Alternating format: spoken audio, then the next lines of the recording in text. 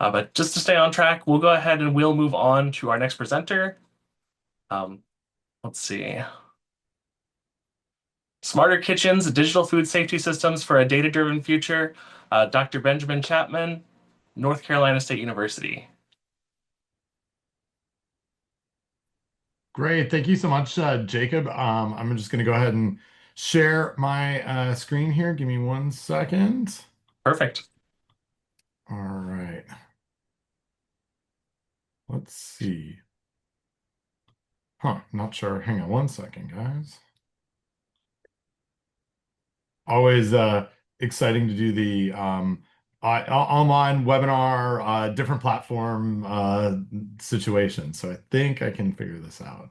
It's always a Um, juggle between the platforms. Yeah, I appreciate it. Thanks again for the invite while I get my slide up here. And hopefully we're looking at how does that look? Does it look like you've got the presenter mode on? And if it does, I think I can swap it. How's that? Yeah, that looks good. All we can see is Perfect. your slide now. Oh, good. You can still see it? No, now it's a black screen. Weird. All right, let's stop. Let's try that one more time. All right. There we go. Good. Looks good to me. Perfect. All right. Thanks, Jacob. Sorry again. Thanks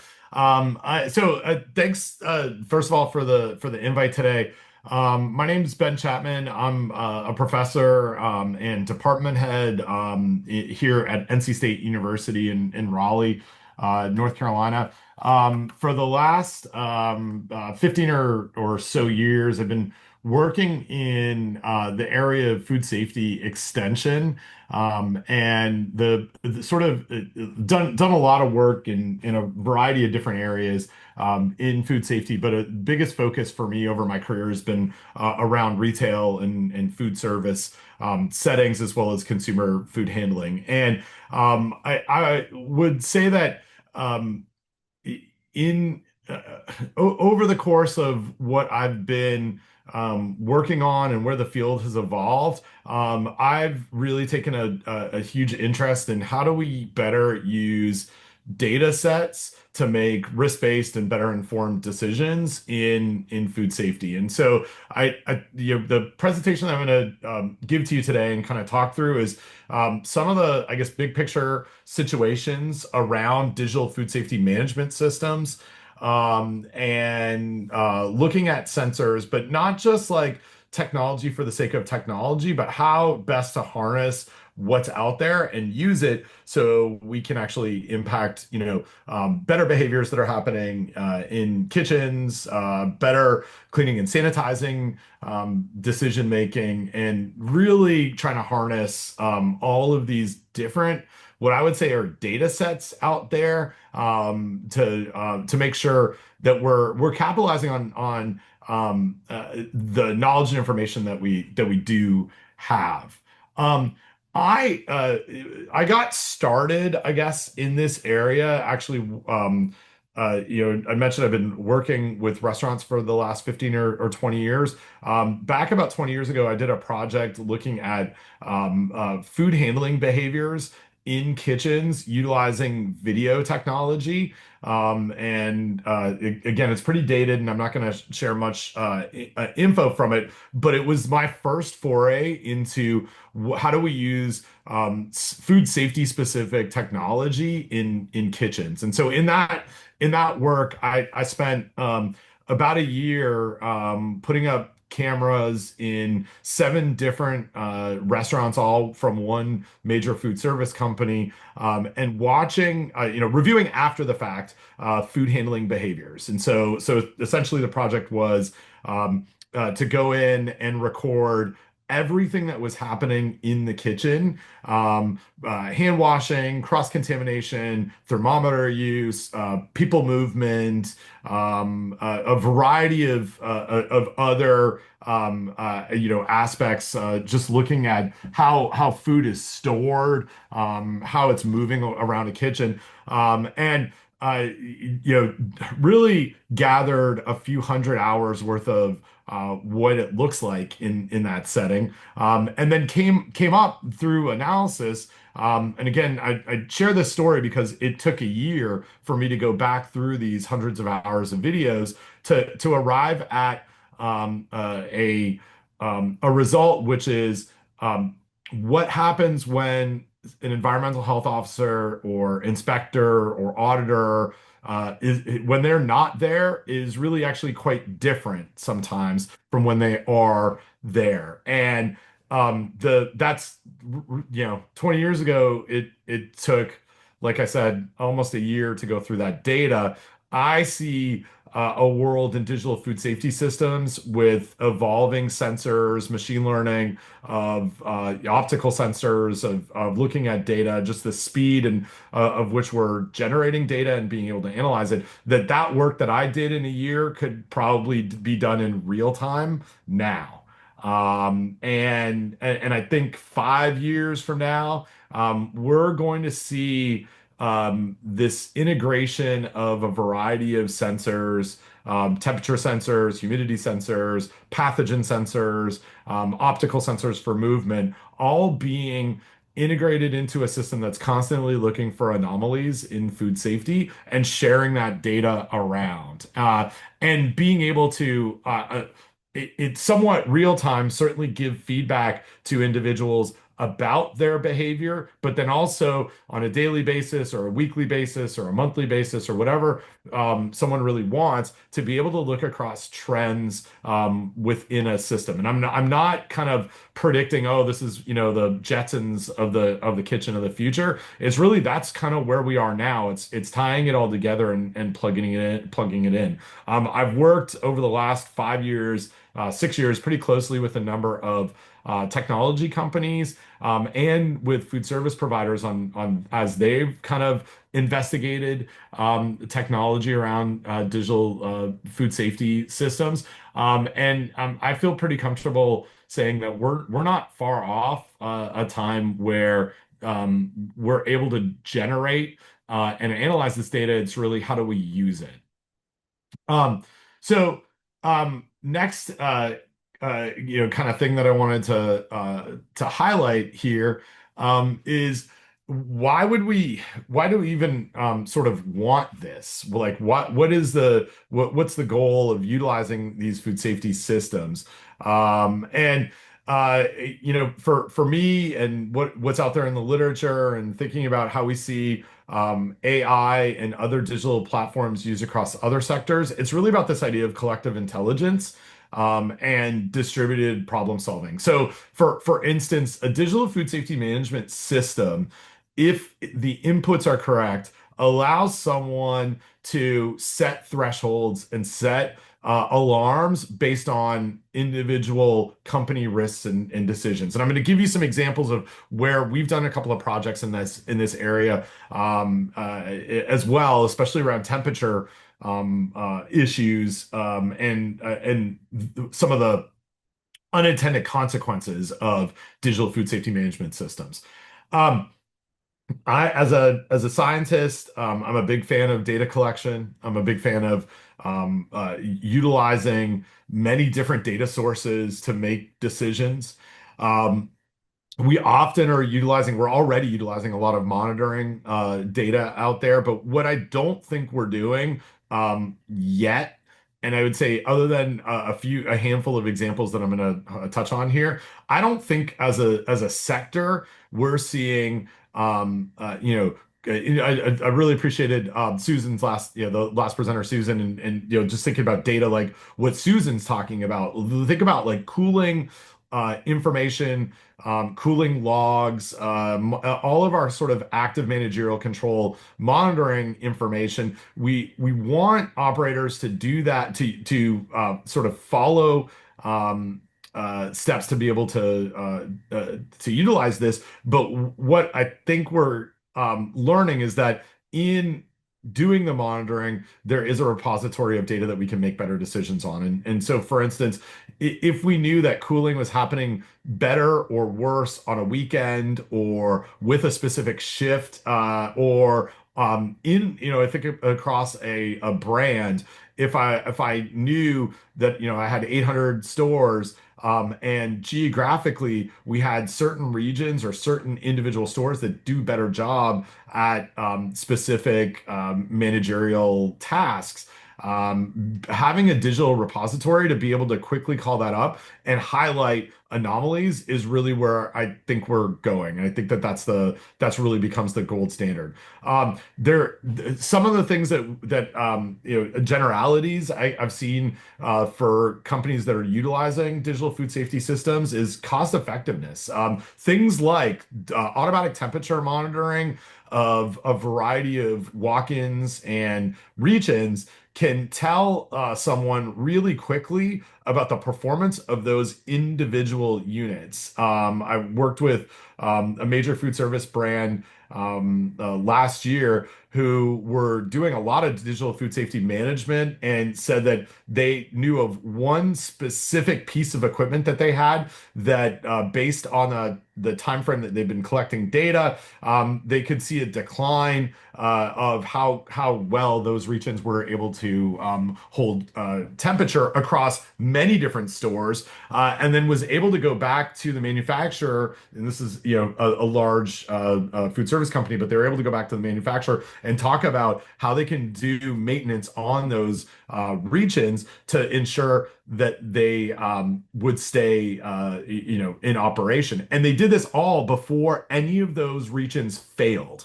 And so to me, that's like a massive cost effectiveness, right? Like they're utilizing a digital food safety program and data to predict when they need to do something with a piece of equipment instead of losing that piece of equipment and then ultimately losing the food that was in that piece of equipment. And that is a massive set of is excellent when it comes to cost effectiveness of being able to predict that. And then again, I mentioned this earlier, but I really see this as digital food safety management systems allow for improved decision making and really to focus more on preventative measures. And in a where we got started in this world in digital food safety management from my group here at NC State is we actually started with a very simple question around an active managerial charge around temperature tracking. Really focused on asking this question of if we're utilizing paper logs for checking temperatures on in certain spots within a food service operation. How can I utilize that information that's in a paper log? Would it be easier if it was digital? How quickly can I do analysis on something that's paper? And how much time is even being lost in managing a log like this that I have on the screen? And so this actually came from again back in 2018 when I started working in digital food safety management systems, working with one of our cafeterias here on campus on paper logs, specifically for recording food temperatures. And so one of the standard operating procedures that we were doing on campus, for better or for worse, was checking temperatures of service items in a buffet line every 30 minutes. And so there was this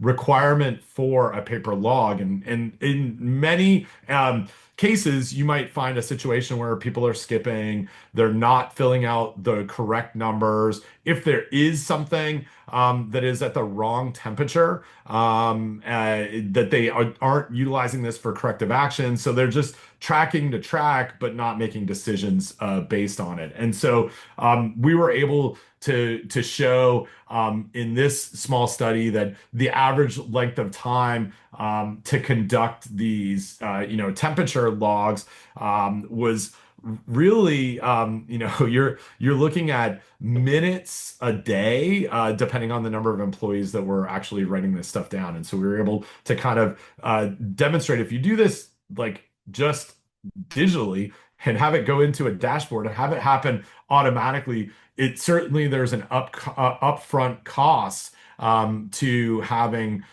technology in the dashboard there, but it has the potential to save on on labor. And so again, from a to sort of walk through a little bit of data here from this work that we presented a few years ago at the International Association for Food Protection, paper-based systems. Over the course of a 12-hour day, we were anticipating that it's almost 120 minutes to log things after conducting observations, watching people actually fill these out, and then being able to use a digital food safety management system and having specific probes that go through and collect that temperature and just click a button and have it go directly to through the cloud into some sort of server or to an iPad or to some sort of handheld. We were able to demonstrate in just this small little study about an 80% reduction in time that was not spent on anything other than collecting data and not even getting to the point of what it would do to correct the issue that was being found around temperatures. And so that was like my first foray into this, where I really saw a lot of potential in this area. Moving forward a little bit, I would say that FDA specifically has talked in their FDA risk factor study about the need for robust management systems. Now, they don't really call out in many of their documents explicitly digital, but I think it is really becoming leaned upon for this. I would say a robust management system has to include some level of digital data management, digital data collection, or digital data analysis, or all three of those things. Um, I'll kind of get into this in a second, but much of the risk factor study results from FDA really nudge towards harnessing technology for better management in kitchens. Allows access to data, hard to gather in specific paper-based systems. And again, walking into our project with our dining partners here on campus, I might ask for, hey, can I see last year's cooling logs that you have? And I'm given this binder that's like 700 pages long. Trying to go through and do anything with that information is overwhelming and probably like proverbial needle in a haystack. I really can't make much sense of this because it's in such a hard to use data set. And so digital food safety management systems allow for the movement of that data, the sharing of that data, and then also portability, and also to be able to populate with other new information. Uh, Sort of moving forward here a little bit in my slides, I had a chance to chair a committee at the Conference for Food Protection in 2020 that started in 2020 around digital food safety management. And our charges were really to identify best practices in digital food safety management systems, come up with guidance, review existing guidance documents, and any research out there. We presented our findings in 2023 at the CFP meeting, and then also have a final report that's available on the Conference for Food Protection website if you're interested in this. But essentially, this document, it's about an 8-page document, really focused on what are the best practices and general guidance practices around digital food safety management. And this came from this combination of industry, academia, and regulatory partners. Also, within that document, I would say sort of the key points of best practice that we've seen. The reasons, again, enhancing research highlights that the use of a food safety management system leads to a reduction of risk factors. Utilizing technology certainly enhances that. Digital temperature monitoring equipment as a starting point provides accurate, reliable, and accountable temperatures. Can improve awareness, responsiveness, and also highlight trends, as I've mentioned before. And then one thing that we highlighted in this document was really focusing on how do you keep the data integrity and security on hand so it doesn't get shared outside in a way that is not beneficial to the business, but also allows for the sharing of data if there was an outbreak investigation, if there was something, some conversation that was needed back and forth with a regulator. And again, I'm going to give you a couple of examples of where I see this happening right now. One other thing that we did within that document, just to get everyone on the same page from a terminology standpoint, was come up with a set of definitions as well. Because I think that's one of the things that one thing I love about the food code specifically is that it aligns the world that is using that as a document together around a common language around specific definitions. And so we got into what is a digital food safety management system, and what are we talking about when it comes to monitoring equipment? What does it mean when we're talking about software? And so just being able to get everyone on the same page. And the whole goal of that document was really to start the conversation within the industry and regulatory world about how to really implement these systems and approaches. Other things that we highlighted in our document was really what's the best way to handle data. What are the values that are important? Got into defining things. Certainly, I've talked about temperature, but things like pH, water activity, humidity, time, a variety of other things, and where that matches up with food safety risks and microbiology, specifically. Um, the document alludes to data storage, how to back it up, and access as well. And so again, I kind of encourage you to check that document out as a starting point for digital food safety management. So kind of moving forward, I want to talk a little bit about a project that we did here at NC State with a couple of partners. I'll share their information specifically, although you won't see it sort of from a commercial standpoint on any of our of my slides today. But we worked with a question that came from colleagues at Yum Brands specifically, and we were working with a company named Testo who does a lot of work in digital food safety management sensors, specifically around temperature and also food safety culture management. And I was prior to this project, I was aware of situations that I think many of you who are here as attendees are probably aware of, is the more technology that we have and the more better processes we have, the more we have the ability to set up alerts and alarms. And there is an unintended consequence of lots and lots of alerts and alarms. And it's like I see it on my phone on a daily basis where I might get 200 to 300 different notifications based on text messages or news updates or whatever, is that there is a potential with digital food safety management systems as they get integrated into our kind of daily life to have alarm fatigue. And I experienced this with an operator that I was working with here in North Carolina when I walked in to the back of the house and heard a walk-in cooler alarm going off, but no one really doing anything about it. Having a conversation with my contact there in the kitchen about like, oh, what's up with that alarm? It sounds like we're at the airport when someone's opened the door and security alarms are going off. And the operator said, well, part of the issue that we have is that every time the door opens on our walk-in for more than 30 seconds, the ambient temperature of the walk-in raises by 0.1 degree. And our recommendation from corporate was to set our threshold here at 41.1 degrees Fahrenheit. But the problem is that 60% of the time the alarm is always going off, and now no one does anything and I'll kind of lean on a comment made by my colleague Robert Prevendar at Yum Brands, who talked about this in a presentation that we made together on it.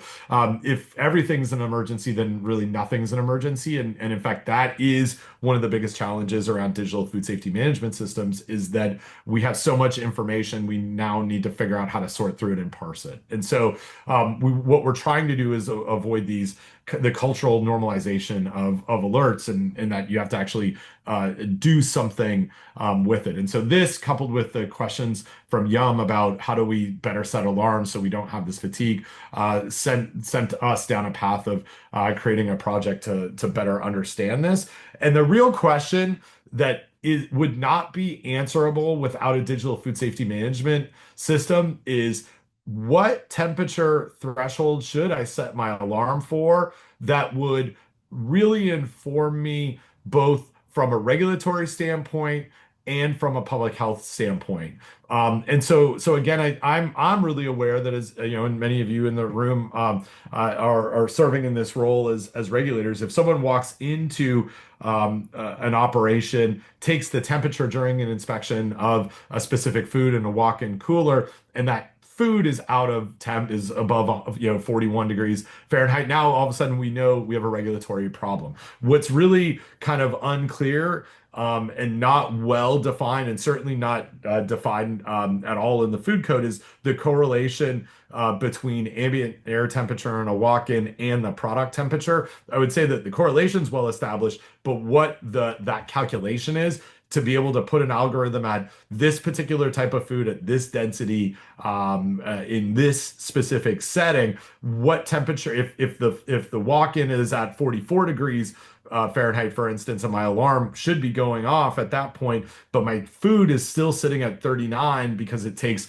so much time because of how much food is in the walk-in. There's a variety of reasons why there's a lag, but what's really important is understanding that relationship between product temperature and ambient temperature. But our digital food safety management system up until this point is really focused on the ambient side of things. And so really the project was about, how do we model this system to get better information about when alarms should be set? And that is one of my kind of key takeaways from digital food safety management systems and being around this world for the last 6 or 7 years, is there's a lot of really good technology, but it ultimately comes down to an operator decision from a risk management standpoint on how to implement it and what temperatures or pH, whatever it is that we want to focus on in data collection, that we need to put in there to make sure that we're utilizing a correct threshold. And that's can be super complicated, and it's not as easy as implementing the technology. And I'm happy to kind of talk more about that when questions come up. Our question for this project was, can we reduce unnecessary temperature alerts but maintaining this food safety integrity? As I mentioned, we really wanted to avoid over alerting. And then can we come up with some actionable guidelines for this? And so what we did in this project was set up a model system with a commercial reach-in that was similar to what we would see in different types of settings. Set up 2 different types of sensors that would go into a digital food safety management dashboard, both actual product probes as well as ambient air sensors.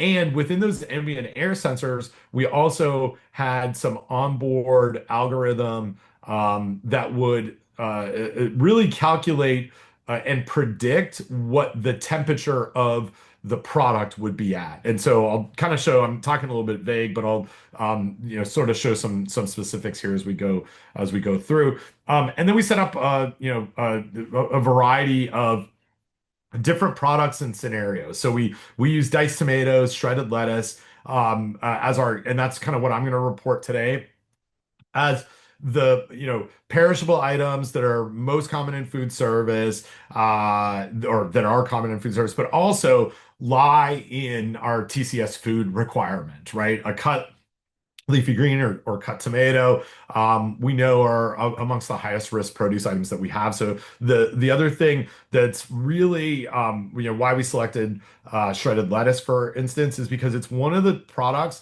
that, because of the surface area and how much air there is, if you kind of look at my or look at my slide that I will switch to here.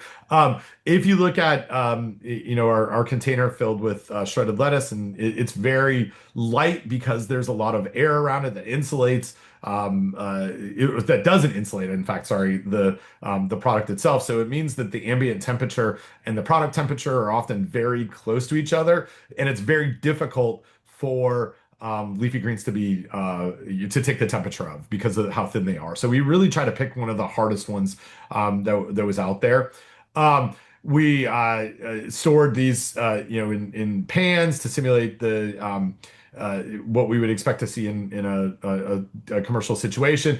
As you can see here from the picture, we have a bunch of probes in there. And then we did a couple other products that were more dense, but in fact, because they were dense, there was a hummus product and potato salad product.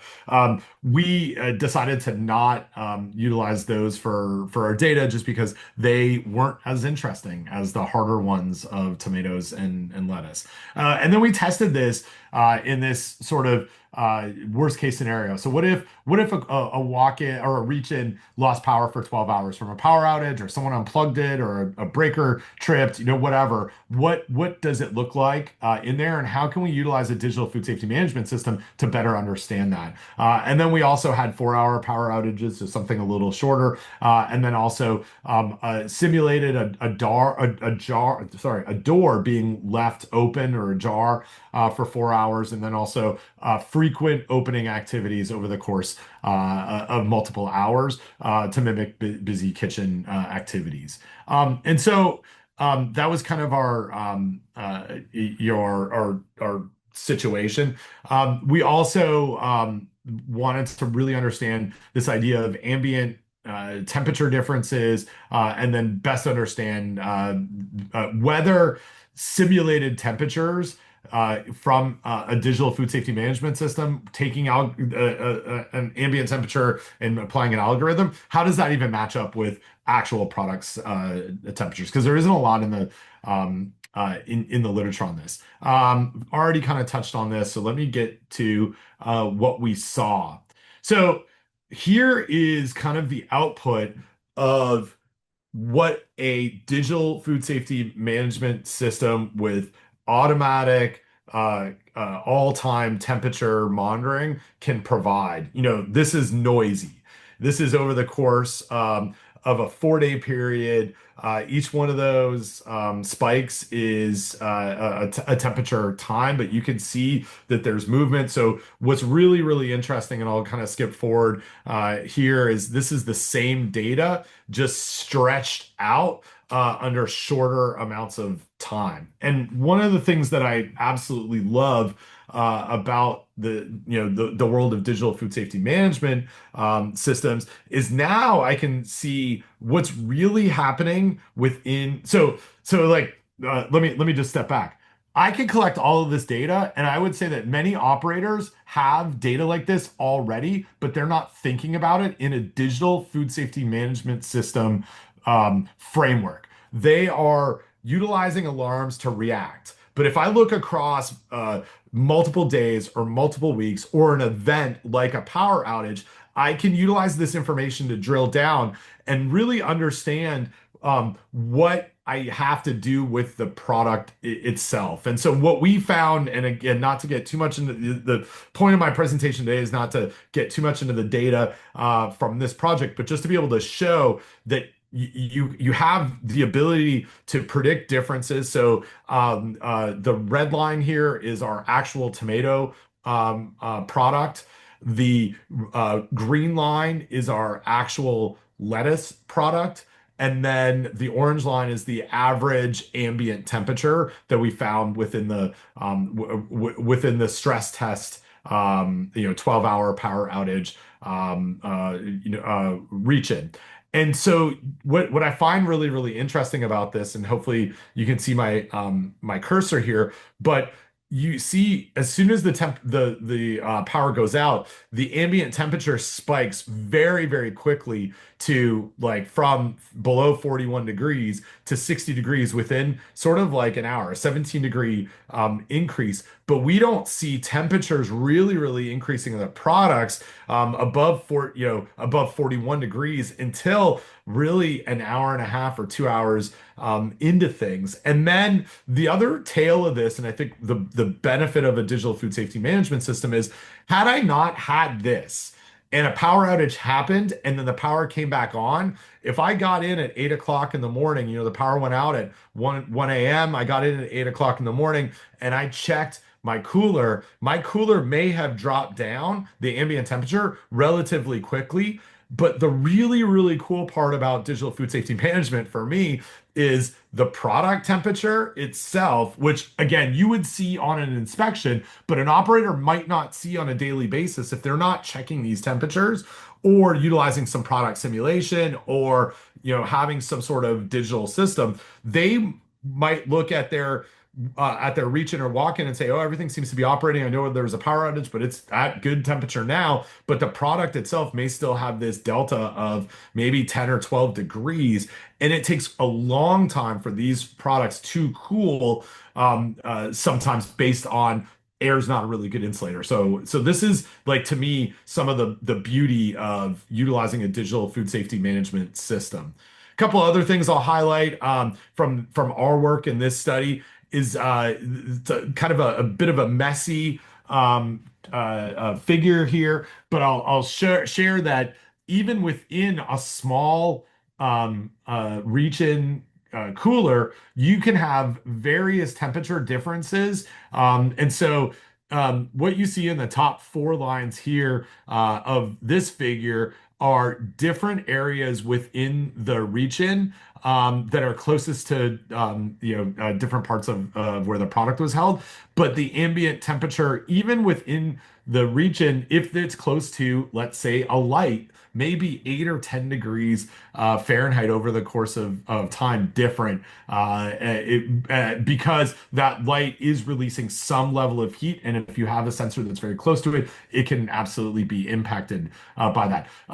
If there is, closer to a door that's open, obviously the ambient temperature is going to be higher than it is if it's in the back of that region or in the back of the walk-in. And so just one temperature sensor doesn't tell you the full story of what it looks like. And again, this beauty of having a digital food safety management system with lots of different sensors and inputs allows you to see a variety of different things. I'll kind of skip forward here a little bit to share with you that we tested this simulation, this algorithm, products of simulated temperatures versus what the actionable temperatures were, and they matched up fairly well within a couple of degrees over time when they were stressed. So I felt really good about that validation as well. That you kind of hear different vendors out there talking about how their digital systems can be utilized, but I don't see a lot of validation data out there, and so we were able to generate something that made me feel pretty good about it. And again, I'm sharing this data with you as like preliminary data. We haven't published this yet. We're in the process of going through peer review for this, but I thought it was a good chance to share this with the group. A couple of other things that we did in this study that I think are important for the kind of discussion here. And again, the beauty of having a very digital hands-on system. Again, this is all data that could be generated in any kitchen out there. We applied our data to growth models for microbes, specifically generic models for this. What you're seeing here is Listeria growth based on our product temperature. And this is really interesting stuff. And I think where we're going and where you're going to see how digital food safety management systems are going to impact even our policy. We were able to model with these dynamic temperatures, kind of the worst case scenario. This is the 12-hour power outage that I'm again, I won't go too much into the detail on what you're seeing here on the slide, but we were able to demonstrate that with Listeria specifically, based on this dynamic temperature, we didn't even expect to see up to a 1 log increase of listeria, even as that ambient temperature got up into the 60s over the course of those 12 hours and then dropped back down. But because of the slow curve of the product temperature and the fact that it was dynamic, and we can assume that listeria, because it's going to start below 41 degrees, there's a bit of a lag before growth, that we wouldn't even expect with these spikes over 12 hours of temperature increase to see massive log increases. And so I don't feel comfortable making recommendations right now like, oh, we should revisit all TCS foods for whether 41 degrees is the right temperature, in a dynamic temperature model. It's just what digital food safety management systems allow us to do is gather data that better character helps us characterize what the actual risk is to the food, which is ultimately what we're all about. I think all of us here at the end of the day. So we did the same thing for E. coli, found something very similar, did a similar thing for salmonella, found very similar. And then we applied all of our data to published models that were specific to, in this case, leafy greens, and basically showed that the same predictions would occur. And so I think that this is the power of a digital food safety management system focused on temperatures, is the ability to engage in a much deeper conversation about do we have a public health risk in certain situations. So some of our big findings, in this study, under 12-hour power outages, pathogens showed limited growth, but we can only know that information with a digital food safety management system. Listeria was the highest, but it still remained below this 1 log growth. And I'd say that 1 log growth, for those who are really familiar with the annex of the food code, that's the threshold that we set as, I would say, we have accepted as a growth that is acceptable based on that's the 1 log increase of listeria is why we have our date marking at 7 days at 41. So I'm just taking that, extrapolating down, saying, okay, if we got over 1 log, we know that that's a 1 log growth, that's a problem. We're changing temperature variability. What does this look like? And what we found in this study was 12-hour power outage in this kind of unit with a digital food safety management system. We certainly could make the case to a regulator that we're not seeing 1 log growth of listeria at all here. And that these short-term spikes didn't translate to directly to severe food safety threats. So things that it tells us, um, alert systems should consider overall food temperatures, really. So to me, we need more sensors that are able to either predict or get into what products are as opposed to focusing on ambient. And again, I just want to make the call out. We could not even engage in this conversation without some sort of digital food safety management system and data that we can analyze. And then I kind of, pose a couple of questions here, and I'll finish off my talk. But I'm really interested in how do we better, as an academic world and an industry partnership, work with regulators to help everyone utilize sensors better to become more efficient. Um, last kind of example that I want to give you here is where I think this is actually already happening a little bit. And this is in Dubai. So the Dubai municipality, excuse me, about 5 or 6 years ago, started looking at digital food safety management systems that they would have that would be supported by regulators that would allow for operators to jump into if they wanted to with a variety of different information. Now they started with traceability of products, and not I don't want to really focus on that, but this is directly from their system called Food Watch.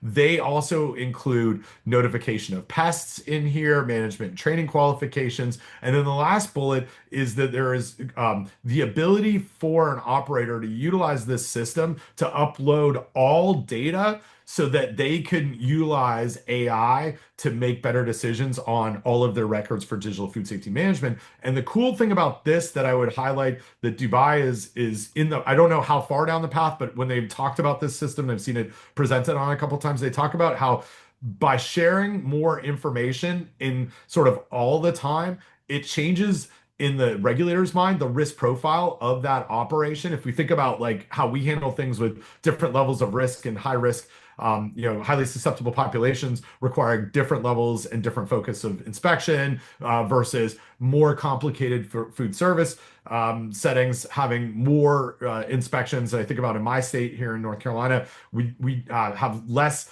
annual inspections for less complicated systems like a coffee shop where there's not full service food happening.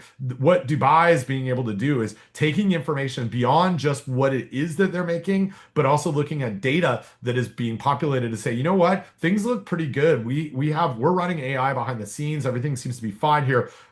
We're not seeing anything in the data that's going to trigger additional inspections, or maybe we can peel back on what we have been doing instead of 4 times a year. Maybe we go back to 2 times for this specific spot because they're sharing this really, really good operational data. I'm not naive to think that this is where we will go here in the US for a variety of different reasons. I just highlight this as a very, very cool application of digital food safety management systems that has kind of blown my mind as I've looked at this. Last slide for me, just to kind of put a plug out there for digital food safety management systems.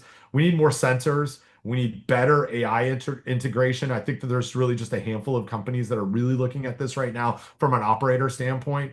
We need to figure out better APIs, sort of these way to port data from one application to another. Have to figure out better ways for inputs and outputs because there's so many different systems out there. And this is just even talking with my folks here at Dining or one operator, like they may use 6 or 7 different data management systems from everything from how they're handling their certifications to their sales data to their temperature data, and making all that play well together is really, we're not there yet, I would say. That's the next kind of phase of digital food safety management systems.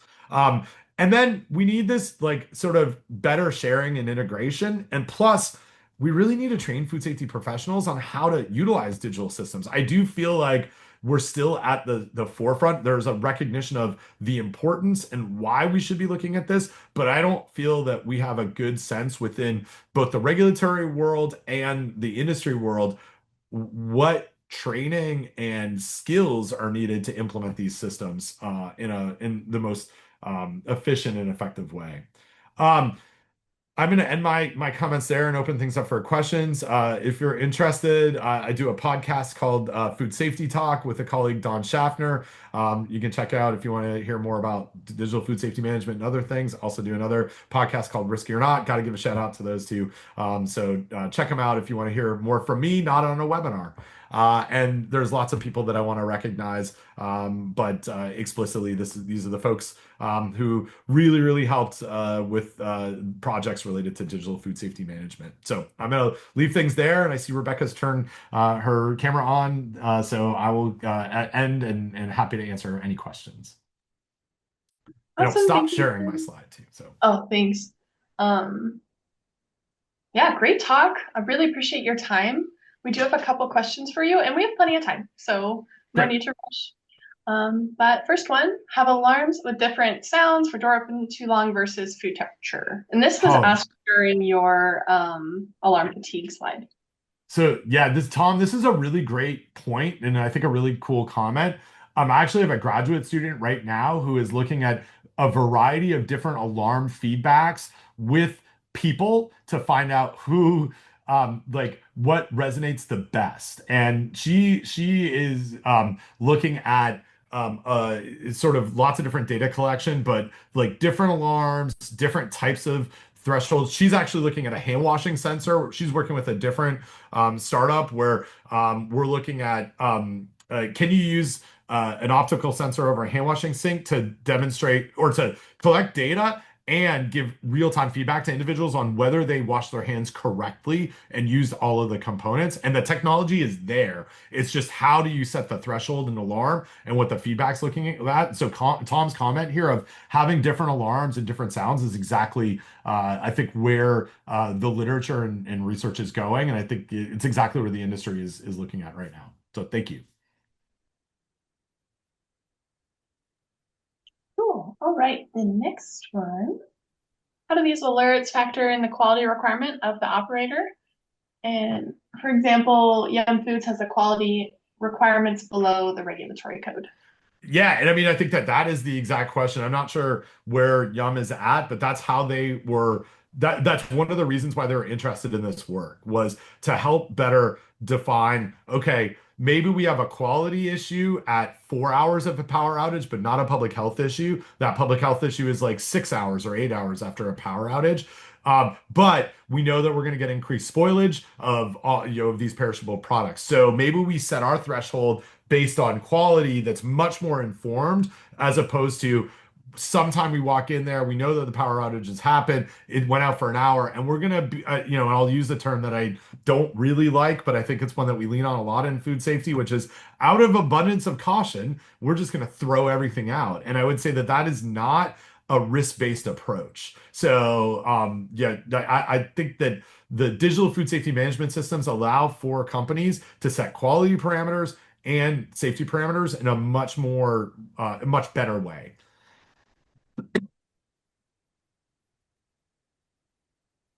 Awesome. I'm just typing out all your answers. Oh, sorry. Yeah. No, no, these are great. Thank you so much. All right. So the next one, yep, how do you suggest and foresee this being obtainable for smaller operators? Most of the systems currently being distributed are quite expensive to sustain.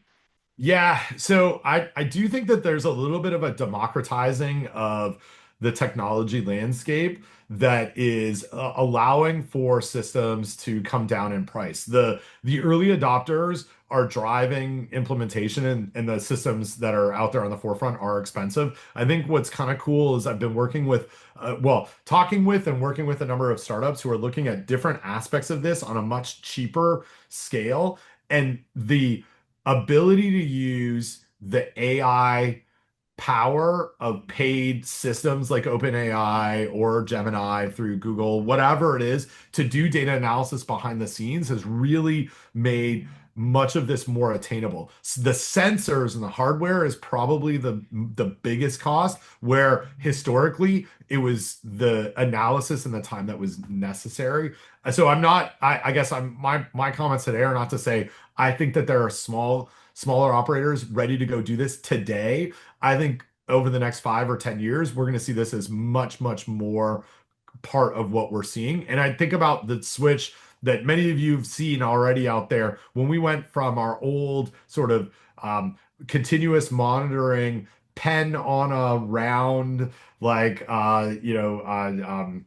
dial of, hey, tracking something in a really rudimentary way to digital tracking of this in the first place. That's almost happening everywhere. I would say from ambient temperatures are almost all digital in my experience now because the technology just got cheaper. Those thermometer sensors went from $100 per unit to less than $8 per unit. So it's like it's a massive change. Awesome. Thank you for your insight. Our next Thanks. question, do you foresee AI replacing inspectors? No. I don't, but I do see AI enhancing inspections and audits. I would see so to give you a scenario again of some a company that I've been working with on a sensor, they're looking at wearables, glasses, similar to what we saw during virtual audits and inspections during the pandemic, but to not just have someone walk around with an iPhone, in a really rudimentary way, but to have wearables that are in real time with inspectors and or auditors or someone who is a food safety professional for that operation or to be able to process what's happening in eyes and do analysis much quicker for AI or utilizing AI.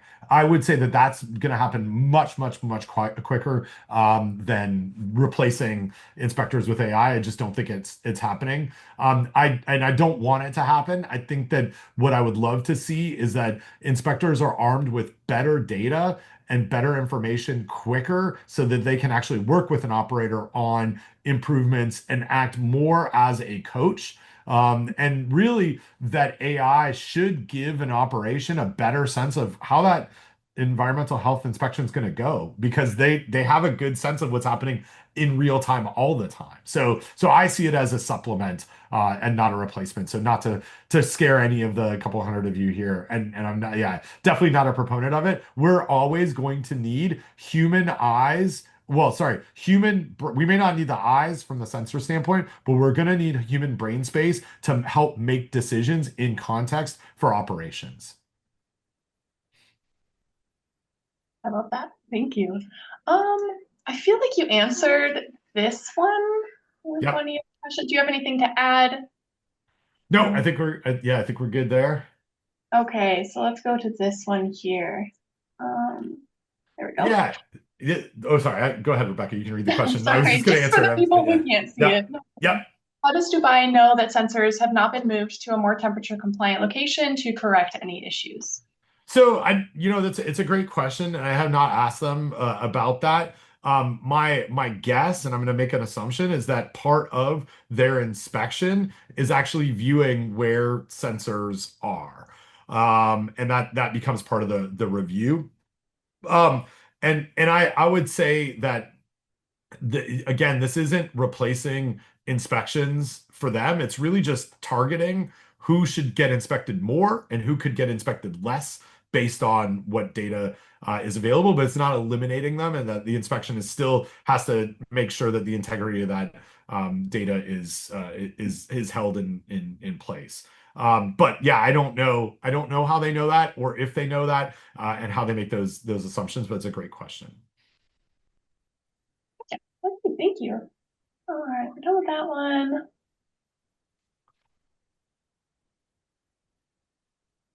All right, are sensors generally placed deeper in refrigerators or closer to the opening? What is the ideal placement to avoid skewed results? Yeah, so I would say from our study and what I've seen in the literature is that they really should be from if we're really interested in the temperature of the product, right? Like it's all about what you're most interested in. If you're interested in knowing, hey, the door is open, then I would place it closest to the door.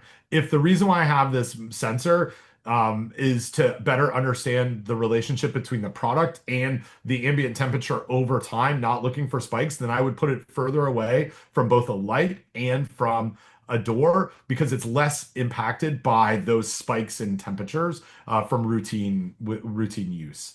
And I wouldn't say that this is the other thing that's really become apparent as I've looked more and more at digital food safety management systems is the how the snapshot of time that's used, like continuous monitoring, there's varying degrees of continuous, right?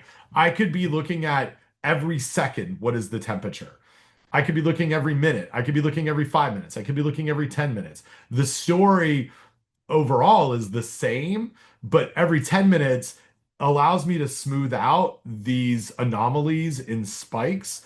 And I would say from tracking temperatures of product versus ambient in our small study, those 10 minutes are not a factor at all, even 0.001 degrees in the product itself because of the insulation of the product. And so to me, having things further away from the doors and thinking about these snapshots over 10 minutes or 15 minutes or 30 minutes gives a much more reasonable way to approach it.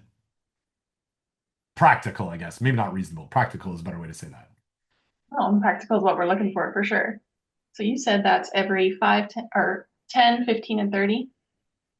Yeah, I think 10, 15, 30 gives tells the story and it doesn't overwhelm you with data to make knee-jerk reactions, right? Like if something goes for 30 seconds up to 61 degrees, I truthfully, yes, out of compliance. Well, not the pro, and we don't even know what the product temperature is. The product's not going to move. Someone might have an alarm set, doesn't matter. It's not going to impact things. And then also like makes a regulator a little bit nervous when they are like, wait, why was your cooler at 61? And I will just tell you that everybody's cooler is at 61 for, a point 0.2 of a second as it opens all the time, but it drops down really quickly again. All right. Okay, and we have one last question here, or at least time for one last question. Where do you draw the line on AI use, full in and allowing it to monitor habits of the walk-in freezer opening and closing, or do we set it to a certain routine? See, and this is a perfect question. I think where we're at with the technology, I don't have a really good answer for this. I think this all comes down to what we and this is kind of the part of the Conference for Food Protection, Digital Food Safety Management System committee was all about is I think we need to talk about this as food safety professionals to better answer where we feel comfortable with this. The technology is there. We have lots of ability to monitor habits.